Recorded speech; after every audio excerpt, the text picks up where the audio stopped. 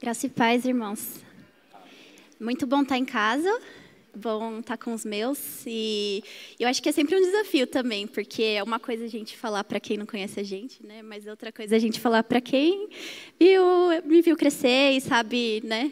Todas as... good morning. Good morning.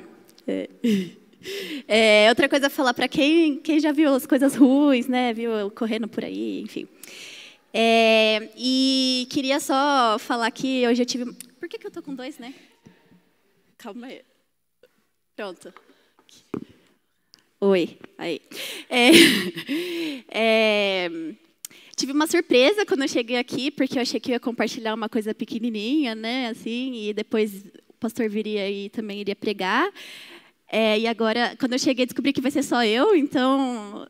Qualquer coisa, se eu falar alguma coisa errada, depois o pastor corrige. Mas aí eu sei que eu posso... Não preciso me preocupar com o tempo, né? Pelo menos, porque tem muitas coisas no coração para compartilhar mesmo. E aí, a última vez, para quem não me conhece, né? Eu sou filha do Samuel, irmã da Samara. Cresci por aqui em Osasco. E 5 anos atrás, essa igreja me enviou para a Noruega. E eu estou lá desde então. E teve uma vez que eu compartilhei um pouco daquilo que eu andava fazendo por lá, né? Compartilhei sobre discipulado entre adolescentes numa escola. E, na verdade, agora eu estou em outro momento. Faz 2 anos que eu fui para uma outra organização. Então, eu não vou falar muito da Europa, mas o olhar que a gente tem para os povos não alcançados, fora da Noruega, fora do Brasil. Ou não, né? Tem povos não alcançados aqui também. Então, vai ter... Dá para apertar. O nome da organização que eu trabalho chama Nurea. E o nosso objetivo, nossa visão é alcançar os povos não alcançados, os povos menos alcançados do mundo. E aí tem muitas coisas que eu poderia compartilhar com vocês hoje. Tem muita coisa que a gente faz, mas o tempo ele é restrito, né? Não dá para ficar horas aqui, aí deixa para as próximas vezes. Mas hoje eu queria falar um pouco sobre o porquê dos povos não alcançados, quando tem tanta necessidade. É onde a gente está, né? Por que a gente vai olhar lá para o Oriente Médio? Por que a gente vai olhar lá para as tribos indígenas do Amazonas, sendo que tem, talvez, colegas de trabalho, família, na escola, que ainda não ouviram falar de Jesus, né? E eu queria contar um pouquinho de um projeto também que a gente tem na Índia e alguns testemunhos para ouvir o que Deus tem feito, né? Porque às vezes a gente fica aqui e fica pensando, nossa, o que tem acontecido por aí, né? E Deus ele atua por todos os lados, né? E às vezes em lugares que a gente não imaginaria. E é muito importante que a gente possa ouvir também desse poder de Deus e poder louvar Ele por aquilo que Ele faz. Então, para começar, não tem um negocinho para passar? Não, eu faço assim? Faço assim, então. Por que missão entre povos não alcançados? Pode passar. Pelo simples e grandioso fato de que Jesus disse. Em Mateus 28, de 18 a 20, está escrito: Então, Jesus aproximou deles e disse: Foi-me dada toda a autoridade nos céus e na terra. Portanto, vão e façam discípulos de todas as nações, batizando-os em nome do Pai, e do Filho e do Espírito Santo, ensinando-os a obedecer a tudo o que lhes ordenei. E eu estarei sempre com vocês, até o fim dos tempos. Então, ali está escrito que a gente iria... Aqueles que receberam o Evangelho, aqueles que conviveram com Jesus, se tornaram discípulos dele, eles iriam e compartilhariam o que eles receberam com todas as nações. E aí, se a gente vai um pouco mais para frente, em Atos 1, as últimas palavras de Jesus, antes dele ascender aos céus, é o quê? Exatamente a mesma coisa. Jesus fala que nós faríamos discípulos em Jerusalém, na Samaria e até... os confins da terra. Então, talvez a gente poderia pensar, né, que seria no lugar que a gente está, entre os nossos, na cidade ao lado, e até um lugar distante. E eu acho assim muito importante a gente lembrar também, né, que o primeiro passo é o quê? É receber o Evangelho. Nós conhecermos a Jesus. A mensagem de Jesus, que é que Deus amou o mundo de tal maneira que Ele mandou o seu Filho unigênito para todo que nele crê não pereça, mas tenha a vida eterna. E um dia que a gente estava mortos, né, para os nossos pecados e transgressões, mas que em Jesus, pelo sacrifício dele na cruz, a gente recebeu a vida.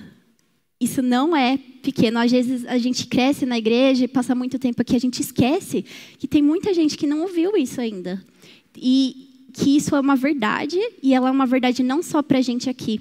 Eu estava conversando com umas amigas da escola e foi muito interessante, porque eu fui para um país que eles se dizem 100% muçulmanos, né? E ela falou assim, mas por quê? O que você vai fazer lá? E eu fiquei pensando, mas eles precisam saber que essa verdade ela não é só para mim aqui, ela não é cultural, ela não é porque nós estamos no Ocidente, ela é uma verdade para todos. E todos, né, Jesus veio para todos eles e poder dar essa chance das pessoas ouvirem. E também a gente não pensar de maneira pequena, né, quanto uma pessoa recebeu o Evangelho, o que isso pode fazer. Ontem a gente comemoraria 100 anos do meu avô Assis, se ele ainda estivesse vivo. Ele faleceu agora em outubro. E quando ele faleceu, ele deixou um legado muito grande, né?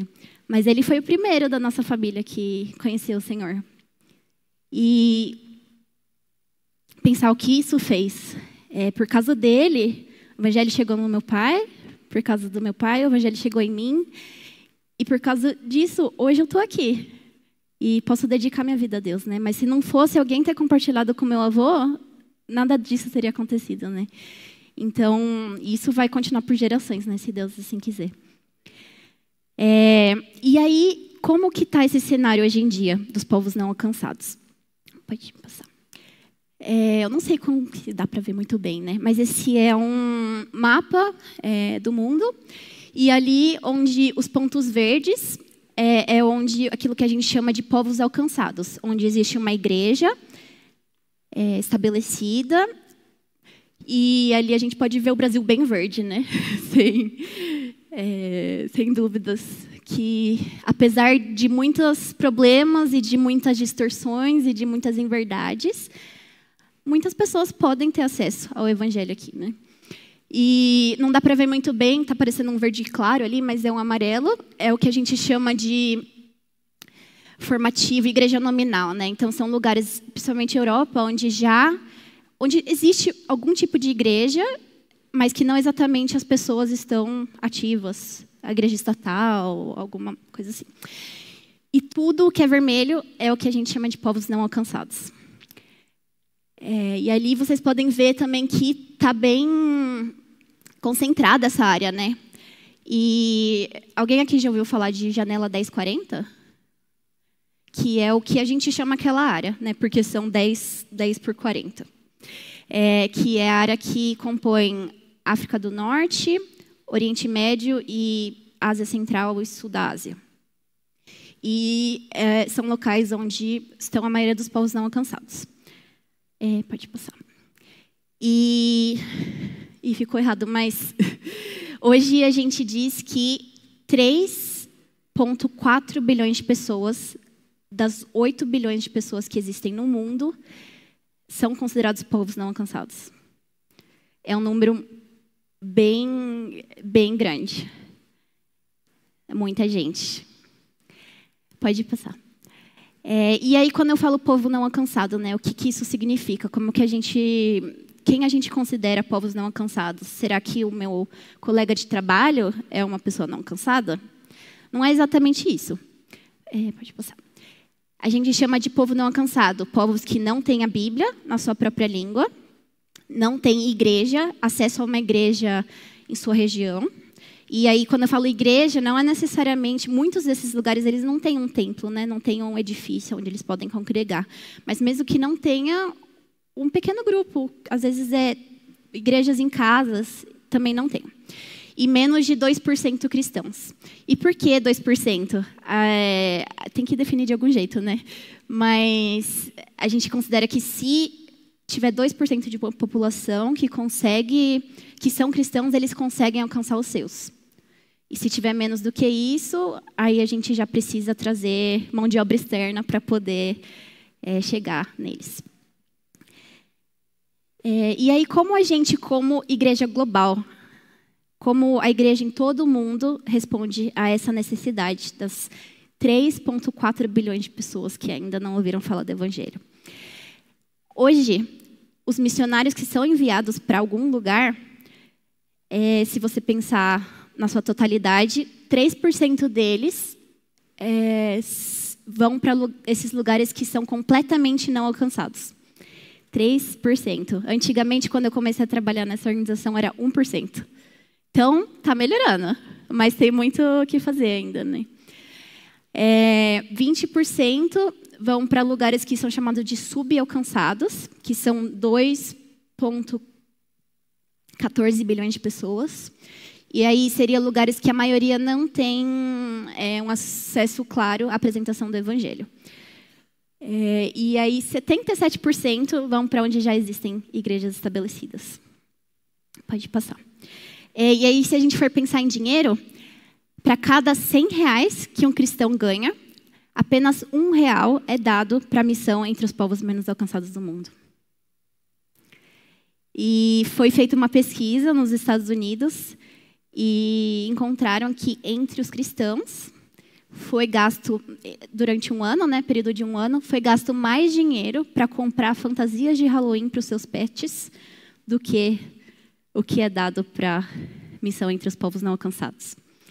E foi muito interessante. Esse ano a gente estava fazendo o ano passado agora, né? Estava fazendo uma campanha e a gente entrevistou uma senhora, se eu não me engano, ela tem 98 anos. E quando falaram sobre quem ela era, falavam sempre que ela é uma doadora, ela oferta muito para a nossa organização, muito fiel. E eu imaginava, deve ser uma das que tem muito dinheiro, né? Tipo assim, tem várias propriedades e tal. E aí eles foram lá, filmaram ela na casa dela, entrevistaram. Infelizmente eu não posso passar porque está em norueguês, né? E quem sabe a inteligência artificial vai estar tão bem ano que vem que dá para trazer. E ela falou assim, e eu descobri que não, que ela era uma mulher simples, mas que a prioridade dela era que o Evangelho fosse compartilhado onde ainda não foi, né? E ela disse o seguinte, que foi uma frase que eu acho que me marcou bastante. Quando se trata dos povos não alcançados, não tem o que a gente poupar. Não tem por que a gente poupar dinheiro. E aí, pode passar. E aí, eu estou hoje falando assim, com muita humildade em frente a vocês, igreja brasileira, que a gente precisa reconhecer que aqui existe muita escassez, né? Escassez financeira, escassez de recursos humanos e muitos desafios, muita coisa a ser feita ao nosso redor. Mas aí, se a gente olha um pouco para a Bíblia e para a igreja primitiva, quando a gente vai lá em Atos 13, a gente vê a primeira viagem missionária. A igreja primitiva enviando Paulo e Barnabé para a primeira viagem missionária. E eles não enviaram ele porque eles já tinham tudo que eles precisavam. Eles não tinham uma igreja estabelecida, eles não tinham alcançado todos em Jerusalém. Mas era uma prioridade, porque Jesus tinha falado que eles iam para os confins da terra. E aí fica o desafio para a gente também, para ter esse olhar, né, para os povos não alcançados. E é muito interessante, porque eu acabo indo para muitas conferências, em lugares diferentes, e o Brasil se tornou, nos últimos anos um país central em missões. Um país central de envio para muitos lugares. E eu sempre encontro brasileiros e eu sempre encontro gente falando, eu conheço um brasileiro que está em tal lugar. Conheço um brasileiro que está em tal lugar. E é muito legal, assim, porque a gente, como povo diverso que somos, né, tem uma abertura em muitos lugares que talvez os europeus não tenham, ou os estadunidenses. Então, é uma vantagem, assim, um privilégio, né, que Deus deu para a gente, que a gente pode usar, né? E eu acho que é o próximo. E aí, para contar um pouquinho mais do meu trabalho, o que a gente faz lá, a gente quer fazer algo sobre isso, né? Sobre os 3,4 bilhões de pessoas que ainda não ouviram falar de Jesus, que ainda vivem na escuridão. E a maneira que a gente faz isso é através de mídia. Então, hoje eu não estou mais na linha de frente, não sou eu que vou lá e converso com as pessoas que não ouviram, mas a maioria de nós, a gente senta no escritório e a gente administra ou faz projetos, apoia parceiros nesses países lá daquela janela 1040. E a gente quer alcançar os menos alcançados, a gente quer chegar em lugares que ninguém mais chega. E a gente usa a mídia como um meio, porque a mídia não tem como barrar. Não tem como barrar sinais de rádio, dificilmente você barra a TV, alguns lugares barra as redes sociais, mas muitos lugares é disponível. E aí eu posso dar um exemplo da Coreia do Norte, que eu acho que todo mundo aqui conhece, né? Que é um país fechado, é um país comunista, onde é proibido qualquer tipo de religião, e onde se alguém descobrir que, dentro de uma família, se um filho descobre que o pai é cristão, provavelmente vai causar um problema. Os cristãos são mandados para campos de concentração, morrem lá. Não se pode falar do evangelho, não se pode entrar num país como missionário, não se pode falar abertamente o nome de Jesus. Então, é muito difícil. E quantas pessoas não moram lá e podem, né, se tornar filhos de Deus? E aí a gente manda sinais de rádio, todos os dias, eu acho, uma vez por dia, com ensinamentos bíblicos na língua deles. E aí é um exemplo de como a mídia é importante nesse trabalho também. E apoiando nossos parceiros, a gente também sempre tem pessoas que estão nesses locais que podem acolher, não em todos, né, como Coreia do Norte, mas, por exemplo, na Tunísia, na África do Norte, que podem acolher e discipular essas pessoas. Então, sempre tem um caminho, né, para entrar em contato. Pode passar. Aí eu queria contar um pouquinho do nosso projeto na Índia, que é um exemplo bem concreto, e também porque eu estive lá em agosto do ano passado, e foi muito encorajador estar lá. Pode passar. Se a gente for ver só a Índia, cada um dessas bolinhas vermelhas representa um povo não alcançado. A Índia ela tem 2.135 povos não alcançados. É muita gente. Pode perguntar. Depende, pode ter tanto de 100 mil a 1 milhão, pode até mais. É bastante gente. Pode passar. Para contar um pouquinho da Índia, deu um problema aí na configuração, né? Mas a Índia tem 1,4 bilhão de pessoas. A Índia é o país hoje mais populoso do mundo, e diferentemente da China, né, que alguns anos atrás também era o país mais populoso, eles não têm nenhuma política de restrição de quantos filhos eles têm. Então, esse número ele só vai crescer. E aí, falando um pouco dessas etnias, muitas etnias que tem lá, eu tive lá e eu achei muito interessante, né? Eu estive num estado, e é como se fosse assim, eu estava em São Paulo, e aí São Paulo tinha uma língua comum, e aí eu fui para Campinas, aí Campinas tinha a sua própria língua, e aí eu fui num bairro de Campinas, e aí tinha outra língua lá. Então, eles tinham muitas línguas, muita diversidade. E aí, se você fosse falar com alguém do Pará, já era outra língua, e vocês iam ter que ter uma língua comum para poder também se comunicar. Assim. Então, que era uma coisa que era muito difícil de entender. Como assim, né? 2.000 etnias. E aí que eles vivem no dia a dia mesmo, né? Essas diferenças. 80% da população da Índia são hindus. E lá, apenas os hindus são considerados indianos de verdade. Então, a cultura indiana, a identidade dela está muito dentro do hinduísmo, né? E aí as minorias são oprimidas, tanto as minorias cristãs quanto as minorias muçulmanas, não são apenas os cristãos. E existe uma lei agora, nesse novo governo, que proíbe a conversão. E isso quer dizer que você não pode pregar o evangelho para ninguém e você não pode converter a uma nova religião. E a gente, conversando com o líder lá do trabalho que a gente apoia, ele disse que não existe nenhuma regra para essa lei. Eu falei, mas o que quer dizer isso, que é proibido? Quer dizer que você vai preso? Não existe. O que der na telha para eles na hora, eles fazem. Então, pode ser que seja morte, pode ser que seja uma multa muito alta, pode ser que seja prisão, pode ser retenção dos bens. Tem muitas coisas que podem acontecer. Então, os cristãos são perseguidos. É muito complicado. E aí a gente pode lembrar, assim, voltar para a Bíblia, né, que a gente tem, sim, que seguir as leis de um país, mas que a lei de Cristo, ela está acima, né? Então, mesmo que ali eles estão proibindo, eles não são parados por causa disso. Eles seguem compartilhando. Pode passar. E é muito difícil lá também a missão, a que a gente chama de tradicional, onde a gente envia um missionário de um outro país, entra lá e compartilha. Porque, por causa dessas leis anticonversão, eles não querem que estrangeiros entrem no país. Inclusive, eu tive lá, vou mostrar daqui a pouco o grupo, e é muito difícil conseguir visto. E eles querem que quando as pessoas vão para lá, elas vão só para as capitais. E muitos desses povos não alcançados, eles moram em vilas, vilarejos, afastados, que não têm condição de estrangeiros entrarem.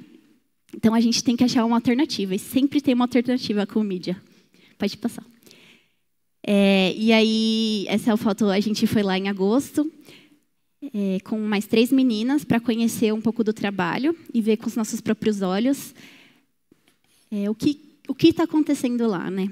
E antes de chegar lá, eu sempre senti um peso muito grande, assim, em relação à Índia, né? Porque 2.000 grupos de pessoas que não conhecem a Jesus parecia um negócio assim impossível, não tem como.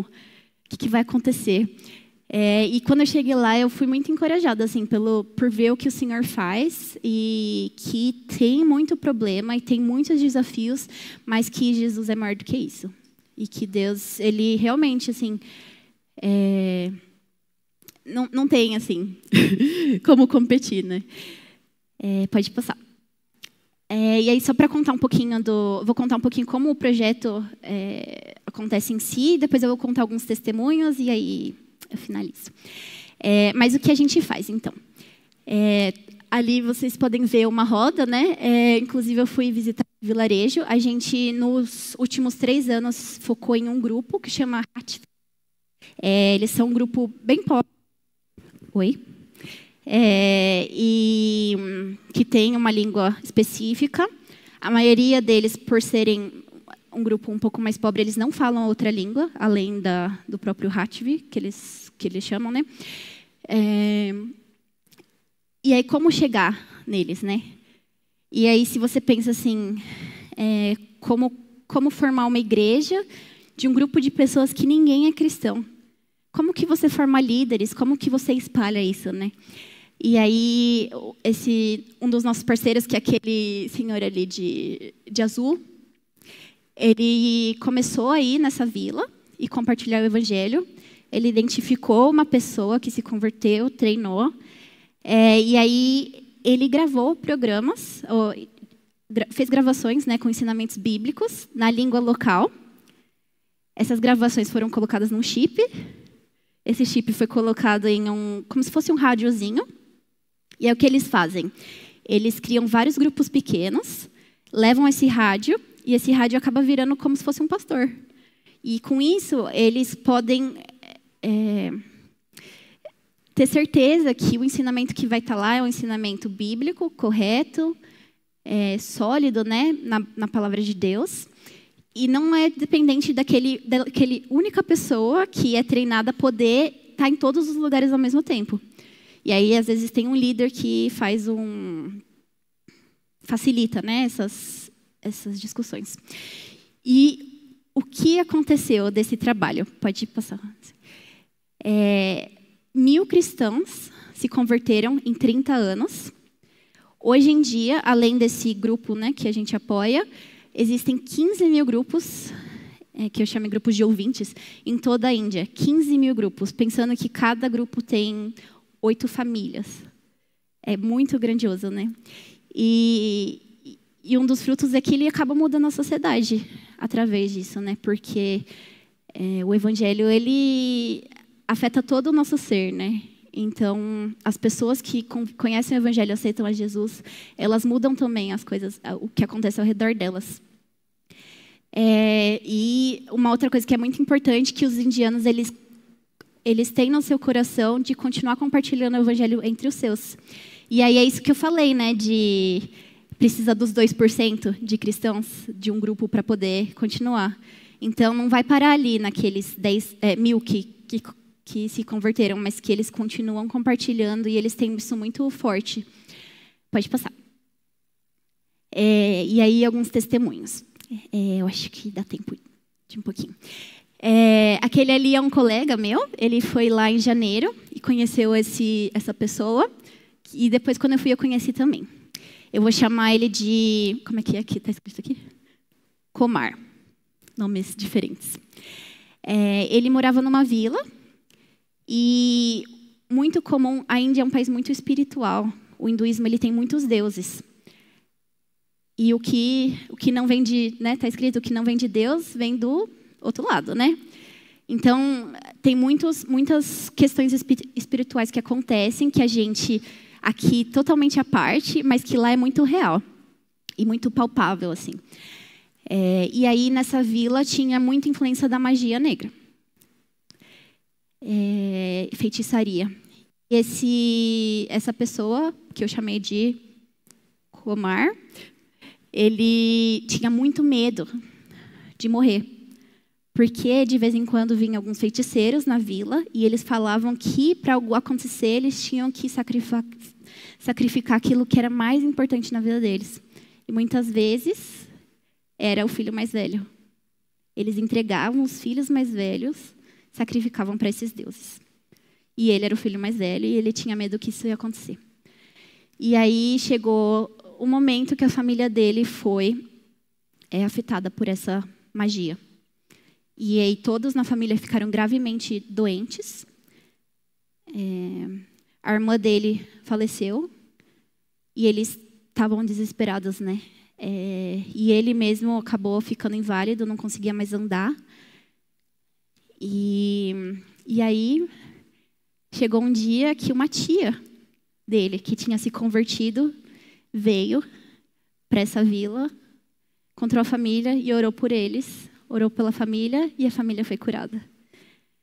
E aí levou eles para a igreja e eles aceitaram a Jesus e foram batizados depois de um tempo. E hoje em dia, esse homem, acho que ele é um pouco mais velho que eu, ele é uma das pessoas centrais. Ele dirige o ministério em um estado inteiro, um estado muito difícil, que tem muita perseguição. E ele é uma pessoa central nesse ministério. E foi muito legal. Na verdade, eu conheci ele como um dos parceiros do ministério. E depois que eu voltei para a Noruega, acabei descobrindo que essa era a história dele, né? Então, imagina, como eu disse no começo, né? O que uma pessoa alcançada pelo evangelho pode gerar, né? O que pode acontecer. E eu acho que uma última... tinha mais uma história que eu ia contar. E aí, quando eles se conheceram, uma história que ele estava contando é que tinha desses grupos pequenos nas casas, tinha uma vila. E aí, nessa vila, tinha uma feiticeira, que ela era muito influente nesse vilarejo. E aí, ela era vizinha de um desses lugares que tinha esses grupos pequenos. E aí, toda vez que eles se reuniam, ela ficava na janela ouvindo. E aí passou um tempo, eu acho que ela acabou participando, e aí quando eles estavam lá, eles tinham acabado de receber a notícia que ela tinha se convertido, e eu acho que tinha sido batizada também. E aí ele estava só na expectativa de tudo que ia acontecer naquela vila, quando uma pessoa tão influente vem ao Senhor. Provavelmente muitos outros viriam também, né? E aí, só um último testemunho, quando a gente foi visitar uma dessas vilas que a gente tem o trabalho, a gente sentou com algumas mulheres, nós éramos 4 meninas, né? Sentou com algumas mulheres que tinham um grupo de oração e pedimos para elas contar os testemunhos, porque todas vieram do hinduísmo, inclusive elas tinham, né, ainda muitas eram tatuagens que você vê que não é que era da vida anterior delas, assim, né, da vida que elas deixaram. E elas contaram muitos milagres. Elas contavam que lá não tem médicos, não tem veterinários, e aí lá eles tinham que orar pelos bichos, porque para eles, se um bicho ficava doente, que eles dependem, né, enfim, dos bichos para poder sobreviver, para a sobrevivência deles, eles oravam pelos bichos e eles eram curados. Teve uma mulher que contou que um homem morreu e ela orou por ele e ele ressuscitou. E eles falaram assim, ele está ali, ó, pode ir lá falar com ele, inclusive. E contaram todas essas histórias incríveis e a gente vindo ali da Europa, do Brasil, né, ficava assim, nossa, como assim? Isso é muito incrível. E aí a gente estava com uma das líderes que veio de fora e ela falou assim, muito bom ouvir tudo isso, mas você está ouvindo a palavra de Deus? Você está passando o tempo ouvindo a palavra de Deus? Porque esses milagres eles não são importantes se você não tiver ancorado na palavra de Deus. São só sinais. E a gente ficou muito feliz assim de ver quão consolidado esse trabalho é. Né? E eu acho que é isso que eu queria compartilhar por hoje. Eu estou falando de coisas que estão muito longe da gente, mas que são algo para nós também, né? Hoje, acho que todos nós, como cristãos, a gente tem uma responsabilidade de fazer parte disso para que o evangelho seja compartilhado em Jerusalém, em Samaria e até os confins da terra. E aí eu acho que eu queria deixar um desafio, assim, de pensar o que você hoje pode fazer. Tem muitas maneiras, né? A igreja eu sei que já apoia ainda Isolina, por exemplo, que está num desses países, que é muito importante, faz um trabalho muito importante.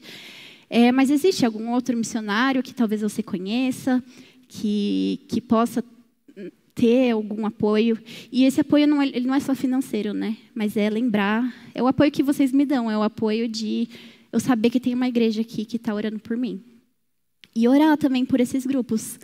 Eu tive na Somália, que é um país 100% muçulmano, e eu lembro que eu olhei, assim, a gente estava num lugar com uma vista, e eu olhei para baixo, e eu ficava pensando assim, nossa, eu não sei o que seria de mim se não tivesse pessoas orando por mim. Quem ora por eles? Eles não têm uma mãe, eles não têm uma avó, eles não têm uma senhora da igreja para orar por eles. Quem ora por eles? A gente que tem que orar por eles, né? Tem que orar para pedir que o Senhor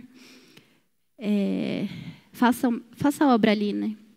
Então, acho que oração é muito importante. Tem muitas maneiras de orar. Talvez uma próxima vez eu possa trazer isso. Recursos na internet que falam quem precisa de oração, quais povos. E aí também fica a pergunta, né? Se há entre nós alguém que tem esse chamado e como apoiá-los, né? Eu acho que é isso que eu queria compartilhar hoje. E aí eu estou disponível também, se alguém tiver mais alguma pergunta depois ou quiser saber mais. E acho que eu vou fechar com uma oração. Senhor, muito obrigada. Muito obrigada porque a gente te conhece. Obrigada que a gente pode viver todos os dias debaixo do teu cuidado. Que o Senhor disse que estaria com a gente todos os dias, até o fim, né? E que a gente sabe disso. A gente está aqui hoje e a gente quer prestar gratidão e louvor a Ti por quem o Senhor é. Mas a gente também quer lembrar aqueles que ainda não puderam ouvir, aqueles que ainda estão perdidos na escuridão.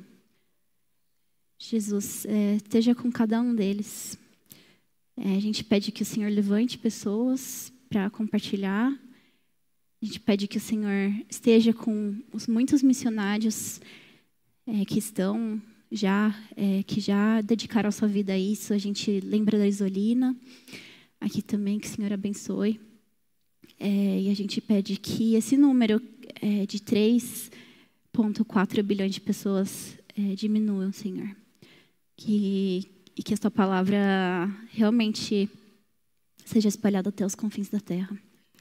Em nome de Jesus que a gente ora. Amém.